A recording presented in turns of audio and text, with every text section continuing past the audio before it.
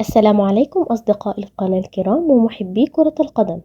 أقدم لكم في هذا المقطع موعد مباراة الزمالك وفاركو، وذلك في إطار مباريات الدوري المصري الممتاز ضمن منافسات الجولة ال12، حيث أن فريق النادي الزمالك يدخل المباراة وهو في المركز ال11 برصيد 31 نقطة من أصل 19 مباراة، بينما نادي فاركو يدخل المباراة برصيد 22 نقطة ويحتل بها المركز ال15 من أصل 25 مباراة.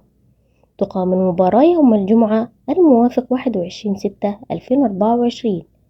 تبدأ المباراة الساعة 7 مساء بتوقيت مصر والسعودية والعراق والكويت وسوريا والأردن وفلسطين واليمن، وفي تمام الساعة 8 مساء بتوقيت الإمارات وعمان، وفي تمام الساعة 6 مساء بتوقيت السودان وليبيا، وفي تمام الساعة 5 مساء بتوقيت تونس والجزائر والمغرب.